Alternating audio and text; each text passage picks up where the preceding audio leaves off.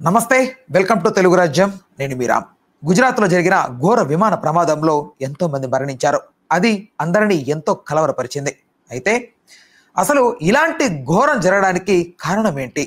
ఎటువంటి గ్రహస్థితులు బట్టి ఇలాంటివి జరుగుతుంటాయి? వీటిని ఎలా నివారించాలి? ఎన్నో విషయాల్ని తన జ్యోతిష్య ప్రజ్ఞతో సవివరంగా, సహేతుకంగా, శాస్త్రీయంగా తెలియజెప్పిన ప్రముఖ ఆస్ట్రాలజర్ అమరవ్ కశ్యప్ గారు మనతో పాటు ఉన్నారు. ఆయన అడిగి తెలుసుకుందాం. నమస్తే గురుగారు. చిరంజీవి సుఖీ భవ.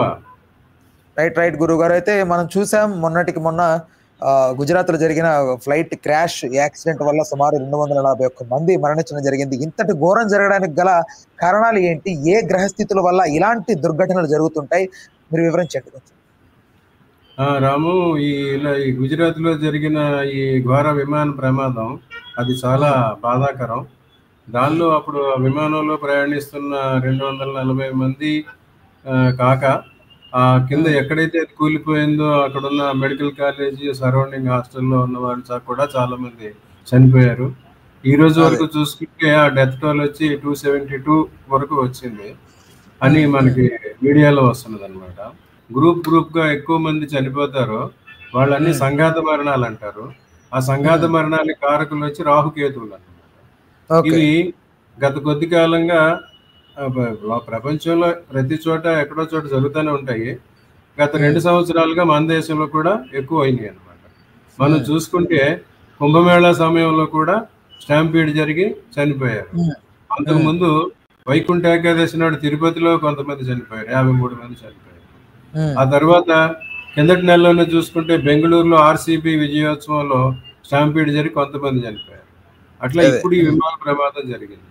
ఇలాగ ఎన్మాస్ కొంచెం ఎక్కువ సంఖ్యలో ఎక్కువ మంది ఒకేసారి మరణించడానికి కారణాలేమో సంఘాత మరణాలు అంటారు. ఈ సంఘాత మరణానికి కారకుడు వచ్చి రాహువు కేతువు అన్నమాట. తర్వాత ఎవరికైతే జాతకంలో అష్టమాధిపతి, 12వ అధిపతి, 6వ అధిపతి ఇలాంటి రాహువు, కుజుడు, శని అటువంటి గ్రహాలు ఉంటాయో వాళ్ళ మారకాధిపతి ఎవరైతే ఇలాంటి పాపపు గ్రహాలు అవుతారో వారికి ఇటువంటి సంఘాత మరణాలు జరిగే అవకాశం ఉంటుంది.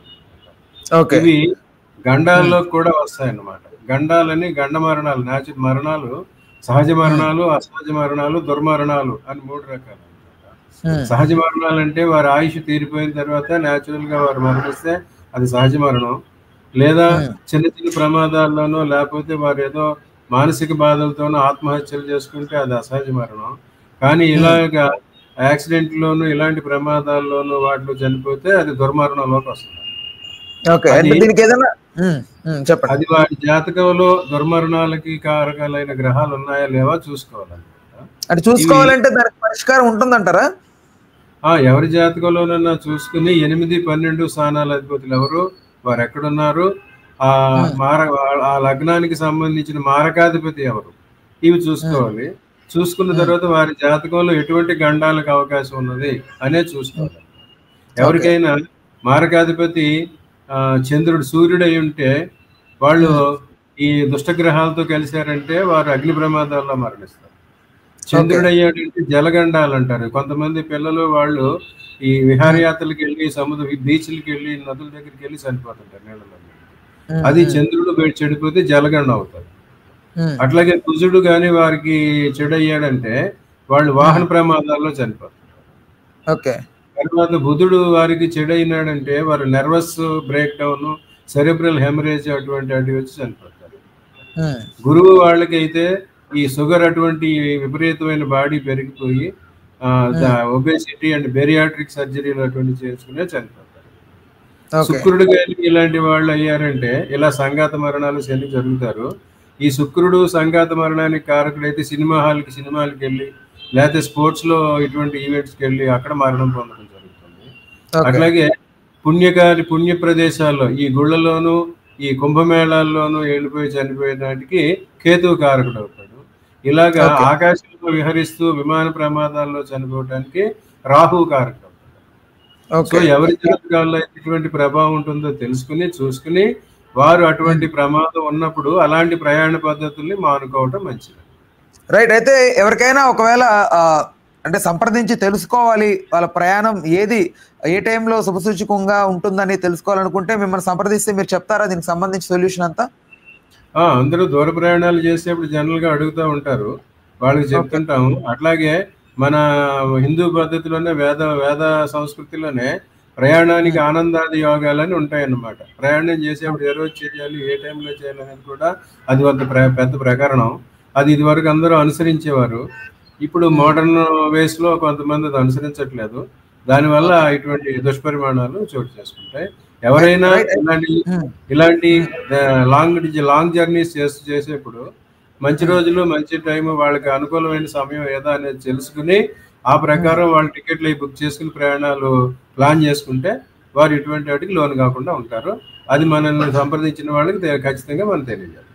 రైట్. అయితే ఇప్పుడు ఖచ్చితంగా అవి అంటే చిన్న చిన్న చిట్కాలతోనే పరిహారం దొరుకుతదంటారా? లేకపోతే ఏమన్నా కొంచెం చిన్న చిన్న వారికి టిప్స్? ఏ సమయం వారికి ఏ సమయం అనుకూలంగా ఉన్నది, ఏ సమయంలో దూర ప్రయాణాలు చేయొచ్చు అనేది చెప్పొచ్చండి.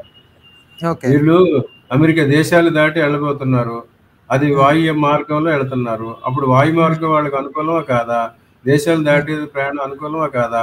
ఎప్పుడు హ్మ్. అనుకూలం అనేది చూసి చెప్పొచ్చు. అయితే గురువుగారు కొంతమంది ఇప్పుడు కుజకేతువుల కలయిక వల్ల ఇటువంటి దుర్ఘటనలు జరుగుతాయని చెప్తున్నారు. ఇది ఎంతవరకు నిజం? ఈ మధ్య కాలంలో ఈ కుజికేతువుల కలయిక అని ఇదొక పిశాచ యోగం అని ఒక సెక్షన్ ఆఫ్ మీడియాలో వచ్చిందని అందరూ హ్మ్. చెప్పారు. కొంతమంది నన్ను కూడా హ్మ్. అడిగారు. దీని మీద హ్మ్. కూడా నేను ఒకటి చెప్పాను. హ్మ్. పిశాచ యోగం అన్నది మన శాస్త్ర ప్రకారం, జ్యోతిష ప్రకారం ఎక్కడ చెప్పలేదు. హ్మ్. రాహువు, శని రాహువుల కలయికని మాత్రం పిశాచ యోగం అని కొంతమంది అన్నారు గానీ, ఈ హ్మ్. కుజికేతువుల కలయికని పిశాచ యోగం అని ఎక్కడ అనలేదన్నమాట. ఓకే. శనివత్ శనివత్ రాహువు, కుజవత్ కేతువు అని ఉక్తి అన్నమాట. ఆర్యోక్తి. దాని హ్మ్. ప్రకారం ఏంటంటే, శని ఇచ్చే ప్రభావాల్ని రాహు ఇస్తాడు. హ్మ్. కుజుడిచ్చే ప్రభావాల్ని కేతువు ఇస్తాడు. ఇది హ్మ్. వాళ్ళకున్నది. ఈ హ్మ్. రకంగా చూసుకుంటే ఎవరికైతే శని అనుకూలం అయితే వాళ్ళకి రాహువు కూడా అనుకూలంగానే ఉంటాడు. హ్మ్. కుజుడు అనుకూలమైతే కేతువు కూడా అనుకూలంగానే ఉంటాడు. ఈ ఓకే. కుజకేతువుల కలయిక వల్ల ఇటువంటివి వస్తాయనేది సత్యదూరం. అది అంత వాస్తవం కాదు. ఇంకొక హ్మ్. విషయం ఏంటంటే కుజకేతువులు సింహరాశిలో కలుస్తారని అంటున్నారు. కానీ హ్మ్. ఎప్పుడైనా 2 గ్రహాలు 10 డిగ్రీల లోపల ఉంటేనే వాటి కలయికలోకి వస్తదన్నమాట. హ్మ్. కానీ వీరు చెప్పినట్టుగా చూసుకుంటే కుజుడేమో కర్కాటకం నుంచి సింహరాశిలోకి వస్తున్నాడు. సవ్యగతిలో హ్మ్. వస్తాడు. హ్మ్. వేరేజ్ కేతువు అపసవ్యగతిలో వక్రగతిలో వెనక నుంచి ముందుకొస్తాడు. హ్మ్. ఇప్పుడు కన్యలో ఉన్న కేతువు సింహంలోకి వస్తాడు. హ్మ్. కర్కాటకంలో ఉన్న కుజుడు ముందుకొచ్చి సింహంలోకి వస్తాడు. హ్మ్. ఈ సింహంలోకి వచ్చేసరికి మళ్ళీ ఏం జరుగుతుందంటే సింహరాశిలో 3 నక్షత్రాలు ఉంటాయి. మఖ, పుబ్బ, ఉత్తర అని 3 నక్షత్రాలు. ఉత్తర ఒకటో పాదం. ఇప్పుడు హ్మ్. ఈ 30 ఒక్కొక్క రాశి ప్రమాణం 30 డిగ్రీలు ఉంటుంది. ఆ 30 హ్మ్. డిగ్రీల్లో కుజుడు బయలుదేరినప్పుడు మొదటగా మఖ నక్షత్రంలో ఉంటాడు. తర్వాత పుబ్బ హ్మ్. నక్షత్రంలోకి వస్తాడు. తర్వాత ఉత్తర ఒకటో పాదంలోకి వస్తాడు. హ్మ్. వేరేజ్ కేతువు ఇక్కడి నుంచి వచ్చి ముందు ఉత్తర ఒకటో పాదంలోకి వస్తాడు. తర్వాత పుబ్బలోకి వస్తాడు. తర్వాత మకలోకి వస్తాడు. ఈ ఓకే. లెక్క ప్రకారం కూడా చూసుకున్నా హ్మ్. కుజుడు, కేతువు కలిసి ఉత్తర ఒకటో పాదంలో కలిసేది జూలై 21 జరుగుతుంది గానీ, వీరందరూ చెప్పినట్టు జూన్‌లో కాదు. హ్మ్. జూలై 21 నుంచి ఆగస్టు 8 వరకు మాత్రమే కుజుడు, హ్మ్. కేతువు కలిసి ఉత్తర ఒకటో పాదంలో ఉంటారు. ఆ తర్వాత హ్మ్. విడిపోతారు. ఏదైతే వీళ్ళు చెప్పిన కాలం ఉందో, ఈ హ్మ్. కాలంలో కుజుడేమో కర్కాటక రాశి ప్రారంభంలో ఉంటాడు. కేతువేమో హ్మ్. కర్కాటక రాశి అంతంలో ఉంటాడు. వారిద్దరూ హ్మ్. కలిసేది కాదు. దాని యుతి గాని, గతి గాని అని అనటానికి అర్థం లేదు. సో, హ్మ్. కుజకేతువుల వల్ల ఇటువంటివి పరిమాణం జరిగిందనేది హ్మ్. సత్యదూరం. అయితే మీరు రాజదశ ప్రభావం వలన ఇలా జరుగుతుంది అని చెప్తున్నారు. వాటికి ఎలాంటి పరిహారాలు చేసుకోవాలి? ఇప్పుడు ఈ రకమైన పరిణామం జరగటానికి అసలు కారణం ఏంటంటే, ఇప్పుడు హ్మ్. ఒక్కొక్క రాశిలో ఏ గ్రహాలుంటే ఎటువంటి ప్రభావాలుంటాయి అనేది శాస్త్రంలో చక్కగా చెప్పారనమాట. హ్మ్. ఇప్పుడు మీనరాశిలో శని ఉన్నాడు. హ్మ్. మిథున రాశిలో గురువున్నాడనమాట. హ్మ్. ఇప్పుడు ఏదైతే ఈ ఈ గుజరాత్‌లో జరిగిన ప్రమాదం, ఈ విమాన ప్రమాదం జరిగిందో, దానికి హ్మ్. కారకుడు మిథున రాశిలో ఉన్న గురువన్నమాట. ఓకే. శాస్త్రంలో ఏం చెప్పారంటే, మిథునే ననంగతే జీవో, మిథునే హ్మ్. ననంగతే జీవో హ్మ్. ज्येष्ठाभ्यो वत्सरो भवेत्, ज्येष्ठाभ्यो वत्सरो भवेत्, पश्चिमायां सिन्धुदेशे वायव्योत्तरा दिशि चित्रविचित्रा जायन्ते రోగపీడో ఉత్తరాపదే అని చెప్పారు. పశ్చిమాయే సింధు దేశే వాయవ్యాచ ఉత్తరా దిశే చిత్ర విచిత్ర జాయంతే రోగపీడ ఉత్తరాపదే అని చెప్పారు అనమాట. ఎప్పుడైతే మిథునంలో గిగ్గుల సంవత్సరం అందు జ్యేష్ఠ మాసంలో ఇటువంటి వర్షాలు అటువంటివి వస్తాయి. మళ్ళీ సింధు దేశం అంటే మనం ఇప్పుడు పాకిస్తాన్ అన్నమాట. అలాగే వాయువ్య దేశం అంటే మన భారతదేశానికి వాయువ్యంలో ఉన్నది గుజరాత్. అందుకు ఈ రెండు చోట్ల ఇటువంటి ఉత్పాతాలు జరుగుతాయని, మిథునంలో గురువు ఉన్నందువల్ల జరుగుతాయని చెప్పారు. దాని ప్రకారమే మనం చూసాము. కిందటి నెలలో మే నెలలో మనకి పాకిస్తాన్కి మధ్య యుద్ధ వాతావరణం నెలకొనడం జరిగింది. దాని తర్వాత కొంచెం కిందకి వచ్చి వాయువ్య దిశ వచ్చేసరికి గుజరాత్లోనే ఈ విమాన ప్రమాదం జరగడం జరిగింది. దీనికి కారకుడు వచ్చి మిథునంలో ఉన్న గురువు అన్నమాట. దీనివల్ల ఇటువంటి జరిగినాయి కానీ ఈ వీరంతా చెప్పే ఈ కుజకేతువుల కలయిక మాత్రం వల్ల కాదు. ఓకే, అయితే ముఖ్యంగా ప్రజలు ఎలాంటి జాగ్రత్తలు తీసుకోవాలంటారు? ఇప్పుడు జరుగుతుందంటే మనం గత సంవత్సరం 23 అక్టోబర్లో మన తెలుగు రాజ్యం ఛానల్లోనే ఒక ఇంటర్వ్యూ ఇచ్చిన చెప్పాం. అప్పుడు వచ్చేప్పుడు రాజదశ అనేది చూడాలి. దేశానికి ఏ దేశం నడుస్తుంది, దేశాన్ని పాలించే నాయకులు ప్రభువులకి ఇప్పుడు నాయకులకి ఎటువంటి దశలు నడుస్తున్నాయి అనేది చూడాలని చెప్పాం. ఇంతకుముందు మనం చెప్పినప్పుడు భారతదేశానికి స్వాతంత్రం వచ్చింది 1947 ఆగస్టు 15. ఆ రోజు గ్రహస్థితిని బట్టి చూసుకుంటే భారతదేశానికి ఏమో వృషభ లగ్నం, కర్కాటక రాశి, పుష్యమి నక్షత్రం అయింది. అలాగే భారతదేశానికి అప్పుడు శని దశతో మొదలై ఇప్పుడు కుజదశకు వచ్చింది. 25 నుంచి భారతదేశానికి కుజదశ మొదలవుతుంది. ఆ కుజదశ అనేది భారతదేశానికి లగ్నం ప్రకారం చూసుకుంటే అష్టమ 12వ భావాధిపతికి సంబంధించింది అనమాట. సో అందువల్ల ఇది గడ్డు కాలం అని చెప్పాం. అదే సమయంలో మన ప్రధానమంత్రి మోడీ గారికి కూడా కుజదశ నడుస్తుంది. అట్లనే మన ప్రతిపక్ష నాయకుడు రాహుల్ గాంధీకి కూడా కుజదశ నడుస్తుంది. ఈ కుజదశ అనేది భారతదేశానికి అంత అనుకూలం కాదు. అందువల్ల ఈ సమయంలో ఈ టెర్రరిస్టుల యాక్టివిటీస్, ఇటువంటి ప్రమాదాలు, దుర్ఘటనలు పెరిగే అవకాశం ఉన్నది అని చెప్పి 23 అక్టోబర్లోనే మనం ఒక వీడియోలో చెప్పాం. అవి అందరూ తెలుసుకున్నారో లేదో కానీ ఇప్పుడు వాటి పరిణామాలు ఇప్పుడు అందరికీ తెలుస్తా ఉన్నాయి. ఇది ఇంకొక కుజుడు ఇంకో 2 సంవత్సరాల పాటు అంటే 27 వరకు ఇటువంటి అడపా ఎక్కడో ఏదో చోట దుర్ఘటన జరుగుతూనే ఉంటుంది. దానికి తగిన జాగ్రత్తలు మన పాలకులు తీసుకోవడం మంచిది. రైట్ గురువు గారు, మరి వీటన్నిటి నుంచి, ఈ ప్రమాదాల నుంచి తప్పించుకోవడానికి కానీ పరిష్కారంగా కానీ ప్రజలు ఎలాంటి జాగ్రత్తలు తీసుకోవాలి? దైవస్మరణ, దైవ మార్గం అన్ని ప్రమాదాలను నివారిస్తుంది.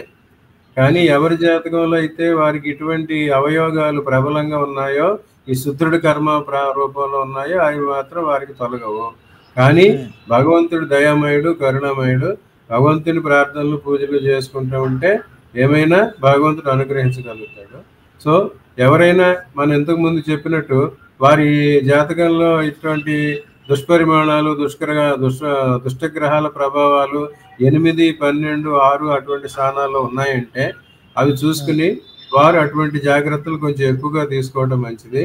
అట్లాగే ఎవరైనా విదేశాలకు వెళ్ళేప్పుడు ఈ వాయు మార్గంలో విమానాలు ఎక్కి ప్రయాణాలు చేయవలసినప్పుడు, ఎస్పెషల్లీ లాంగ్ డిస్టెన్స్ ప్రయాణాలు అయినప్పుడు వారికి ఆ అవకాశం ఉందా, ఆ గ్రహాల ప్రభావం అనుకూలత ఉందా అనేది చూసుకుని వారు ఏ రకమైన మార్గంలో ప్రయాణించాలి అనేది తెలుసుకుని ఆ మార్గంలో ప్రయాణిస్తే క్షేమంగా వెళ్ళొచ్చు అన్నమాట. కొంతమందికి ఎవరికైతే కుజుడు అనుకూలం కారో వాళ్ళకి వాహన ప్రమాదాలు జరుగుతాయి.